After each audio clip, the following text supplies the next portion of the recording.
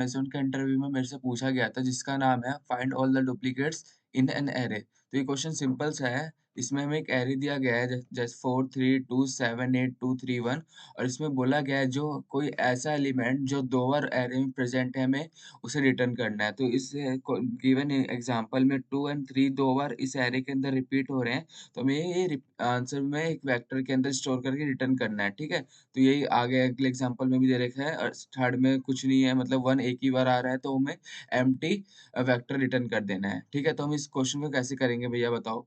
तो हम क्या करने वाले हैं हम एक मैप का यूज़ कर लेंगे। तो भैया मैप क्या होता है?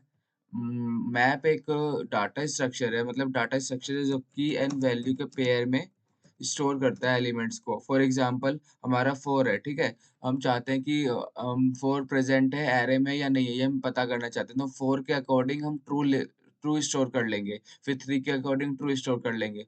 या हम चाहते हैं कि 4 कितनी बार आ रहा है, तो 4 के अकॉर्डिंग हम उसका काउंट स्टोर कर लेंगे। अगर अरे में 4 2 बार आ रहा है, तो हम उस 4 को 2 बार स्टोर कर लेंगे। अब ये पता लग जाएगा कि हम बस एक चेक लगाएँगे क्या 4 कितनी बार आ रहा है, तो हमें इससे पता चल जाएगा कि 4 2 बार आ रहा है या 3 बार आ रहा है, तो मैप इसलिए यूज़ होता है, ठीक है?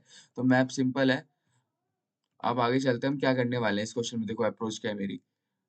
4 देखो हम इस एरे पे ट्रैवर्स करना स्टार्ट करेंगे। सबसे पहले 0 एंड x पे जाएँगे, हमारे पास क्या प्रेज़ेंट है 4 तो हमें 4 अभी तक कितनी बार मिला है? 1 बार, ठीक है? तो हम अपने मैप के अंदर जाएँगे और इसकी फ्रीक्वेंसी इसके काउंट को 1 कर देंगे, ठीक है? अगला एलिमेंट क्या है हमारा 3 है।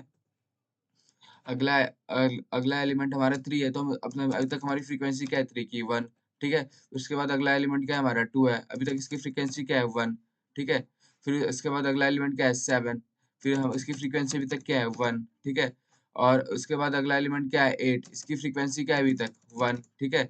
और उसके बाद ऐरे में क्या प्रेज़ेंट है 2 तो 2 की फ्रीक्वेंसी पहले से 1 थी, हमें एक और मिल गया तो उसकी फ्रीक्वेंसी हो गई 2 ठीक है? अगला एलिमेंट क्या है ऐरे के अंदर 3 तो 3 की फ्रीक्वेंसी पहले से 1 थी, अब एक और बढ़ के क्या हो जाएगी 2 ठीक है? लास्ट एलिमेंट क्या है हमारे लास्ट इंडेक्स में 1 तो इसकी फ्रीक्वेंसी अभी तक 0 थी मैप के अंदर, तो हम इसको एक बाय इंक्रीज़ बाय 1 कर देंगे, तो इसकी फ्रीक्वेंसी हो गई 1 देखो हमारे पास ये डाटा स्ट्रक्चर मिलके तैयार हो गया, बन के तैयार हो गया।